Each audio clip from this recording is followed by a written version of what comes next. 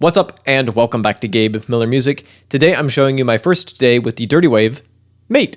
This is a completely self-contained music production device and quite a small one at that.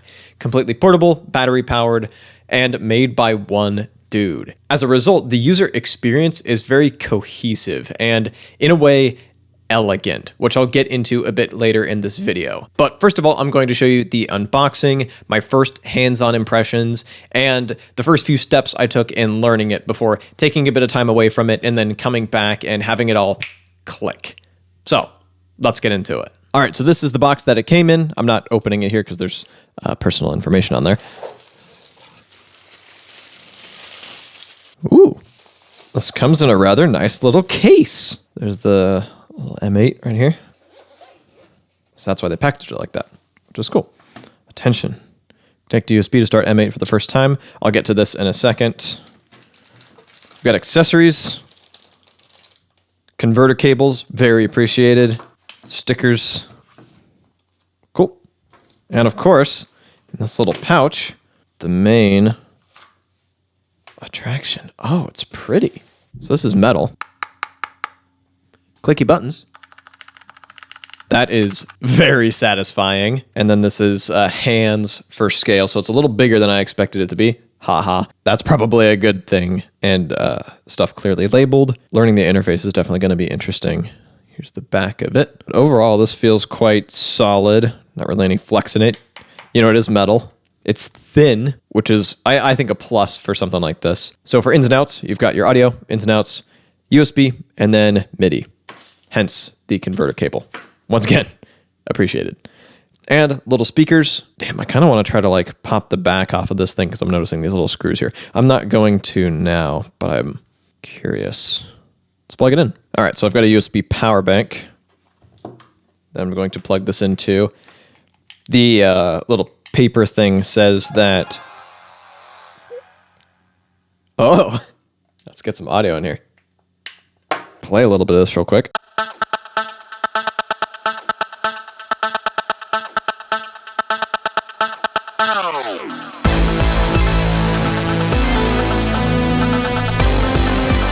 So what I was about to say before it turned on is you have to get it charging because it's in ship mode to prevent it from powering up during shipping, given the, you know, clicky buttons. Let's figure out the controls. So the main way you're going to navigate this thing is the arrow keys, which are very satisfyingly clicky. I don't know if I'd bring this on like a bus or something. I don't think people would appreciate that. But they're very satisfying. 8 tracks, very standard for a monophonic, self-contained little sample boy here. So there's also, on this pamphlet thingy, a giant list of key commands in very tiny text. So shift up and down is screen navigation. So that's going to switch you between different screens. So these up and down buttons are even more multifunction than that because, check this out. Hold down edit. And I can actually swap between these parameters. Very cool. For looking so intimidating, that's actually a pretty intuitive little motion. And I can kind of hop in here, mess with the cutoff, jump around to a bunch of different parameters, you know, crank up the chorus a bunch. I don't know what this is going to sound like because my play button ain't doing nothing at the moment, but I like the way this is laid out. I was a little skeptical about how few buttons there were, but this is clever. This is a clever system. On this navigates you up and down. This goes to your mixer. Let's see if I can actually sequence something in. Oh, it's decided to start singing without me asking it to. Stop that. Stop! Okay, buddy, if you don't stop. Shut up! Okay, so mine keeps cycling through something and trying to play stuff. But what I have noticed is that it looks like you're going to select instruments via edit. And that's how you're going to do your, like, tracker sequencing. So this looks like song mode.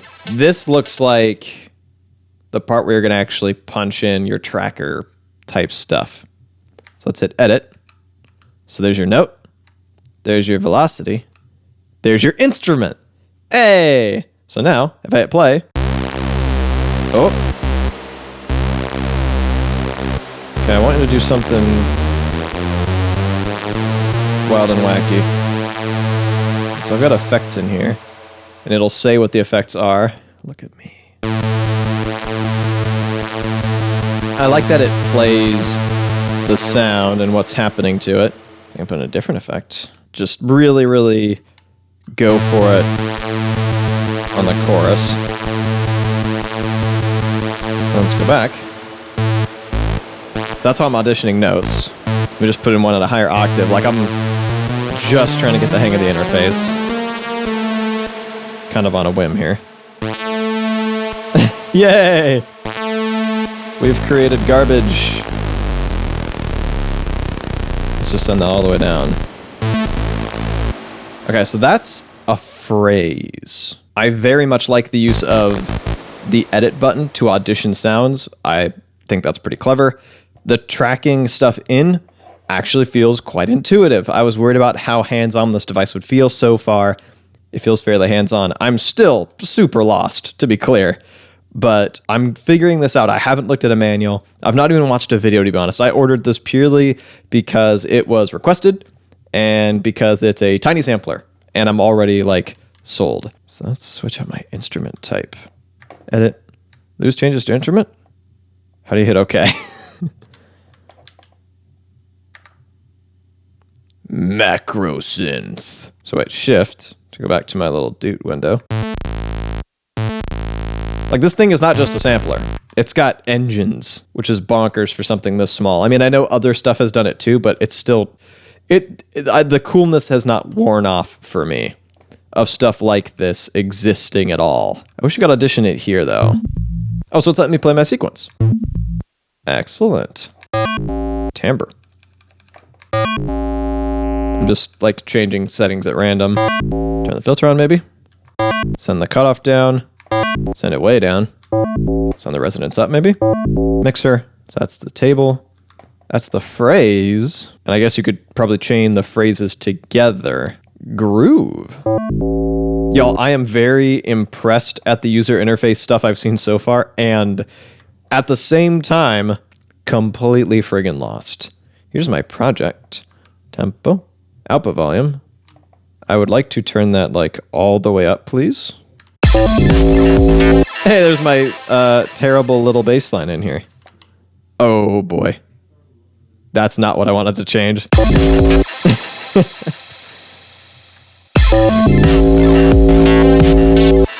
So, bear in mind, most of this is their template project that I still can't figure out how to, like, mess with that much. I just want to change the output volume. There's also the speaker volume. Live quantize.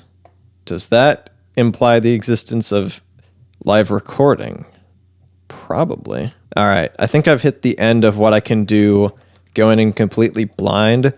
I'm going to do a bit of a deep dive into some sort of learning material, and I will be back once I have done so. And it is a while later. I took some time off from reviewing new devices to focus on finishing up some other projects, and in the middle of that, Jeremy of Red Means Recording released his video on the Mate, and I watched through that, and it really helped it click for me. Just halfway through the video, I really wanted to pick up mine and dig into the interface with the newfound knowledge that that video helped me pick up. So thanks, Jeremy, for helping me make this thing make sense. So I've managed to create something that's at least kind of listenable.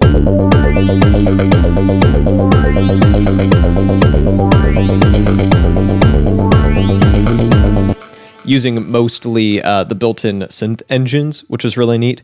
And I want to show you how this thing really works and how it's all interconnected and really elegant. That's the main takeaway I have after using this thing a bit more off camera. The interface design is very unified and very elegant.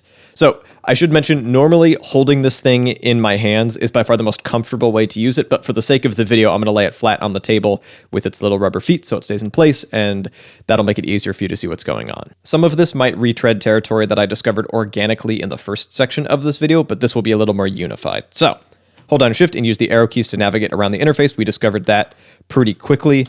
The little key map right here is super helpful, if you can even see that. And then edit is going to be how you're going to actually input notes. So before I actually do that, let me show you the overall architecture of this. On the highest level, you have your song. And that's a bit of a misnomer because while you can use this as a proper song mode, I'm using it as just a place where all of my tracks go, and I'm building up kind of a primary main loop. Each song is built up of building blocks known as chains.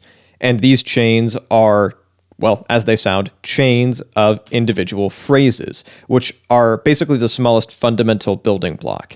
This is where your notes and instruments go. So each of these is constrained to one track and can contain something like a synth loop. 16 steps, 1 bar long. That's what a phrase contains. So to work our way back up again, once we've got a few phrases, we can string them together to create longer musical passages. For instance, this 4-bar loop, and that's a chain. And then we can string multiple chains together to create your song. And this is where you can hear everything all at once.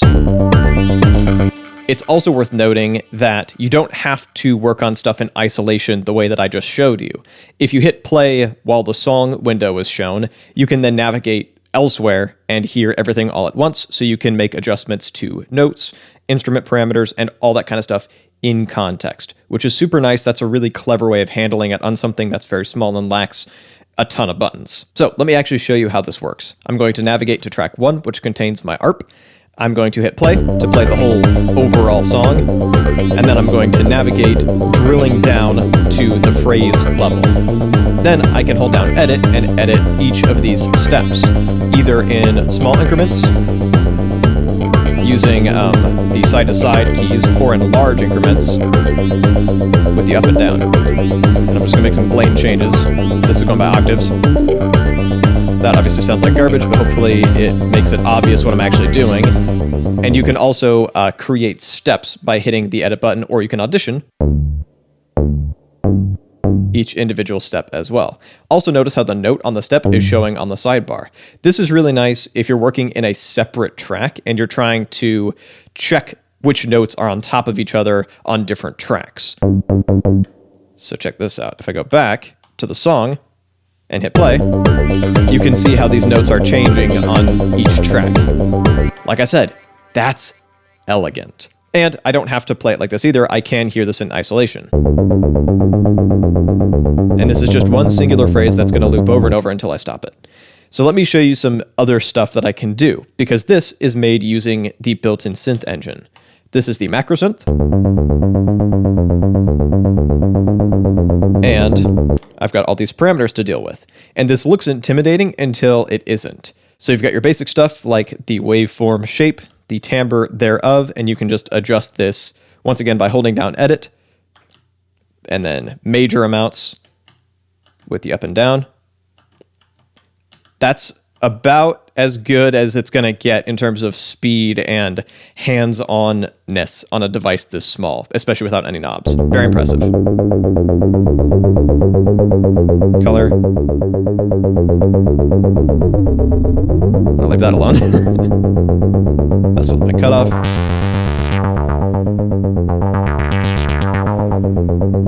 And you've got a whole section of effects. So you've got stuff like chorus. It's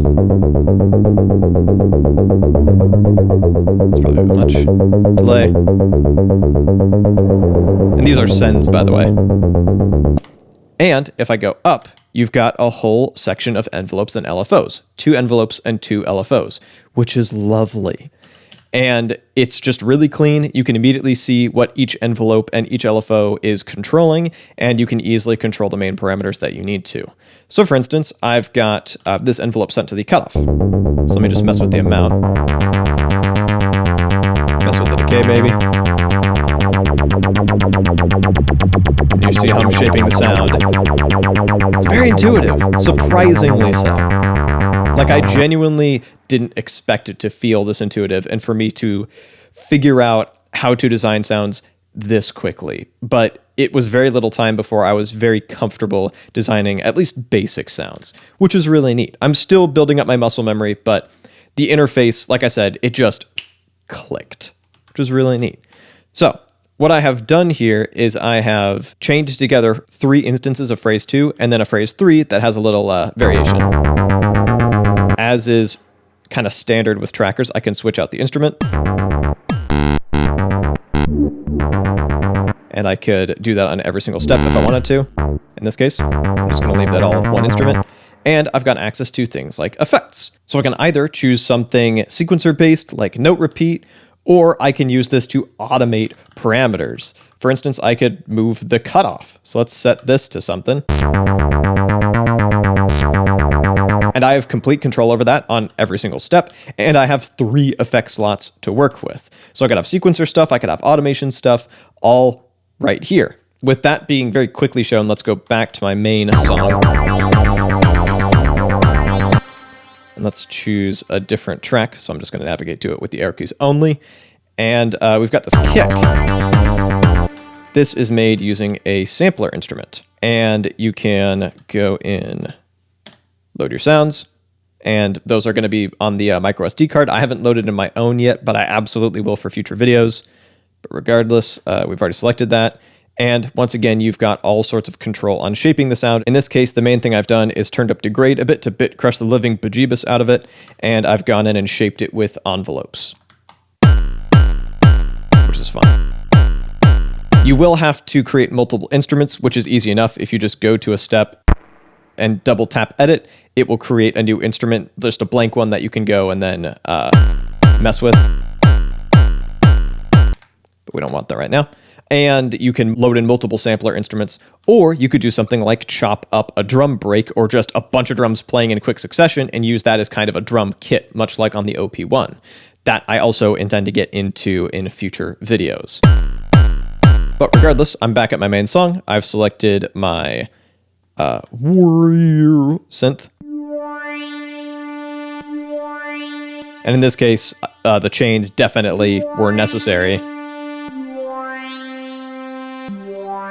And that's seeming a bit quiet to me, so let me just hit shift, go down to the mixer. Easy as that. Maybe I mess with the chorus level.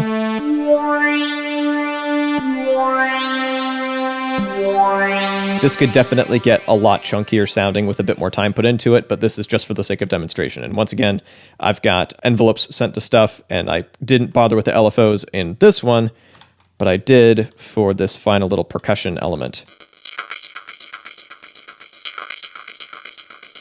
Here are my settings, messing with the cutoff and the pan with LFOs. So yes, I have barely scratched the surface of what this thing is capable of. And I'm already very impressed. Once I actually hold it in my hands like this, the muscle memory has come pretty quickly, and just sitting on the couch casually bashing out beats with this thing is actually really nice. I thought it was going to feel like a chore or like a programming exercise. Not the case. And I didn't go into this with an opinion one way or the other. People wanted me to try it out, and I like tiny synths, and I like groove boxes, and I've been increasingly interested in trackers, so it seemed like a good bet. Went in with no expectations and was very impressed. I've got a lot more to try out, but just navigating this thing suddenly became fast and intuitive. And yeah, don't buy this from scalpers. Jeremy said this in his video as well, and I may as well signal boost that as much as I can. Buy this from the dude, support someone who just decided to be the change they wanted to see in the world by making something cool. And that is it for today. So thank you so much for watching. If you'd like to see my first impressions of another hardware tracker, the Polyand tracker, you can click or tap up over here. And if you'd like to see first impressions of a device that has a surprisingly tracker-like workflow, but a very different package, you can click or tap down over here. Thank you so much for watching, and I'll be back with a new video in a little bit.